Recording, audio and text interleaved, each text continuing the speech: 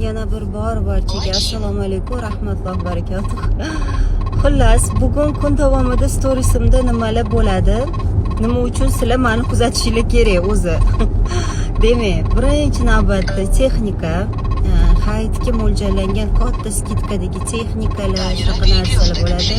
Undan tashqari idishlar, agar kimdir yangi idishlar olmoqchi bo'lsa, albatta idishlar bo'ladi va pishishi super narxlarda.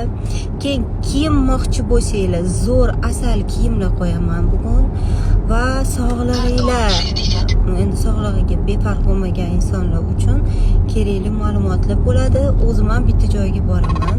Ko'rasizlar, aynan Ramazon ichida o'sha yerga borish kerak.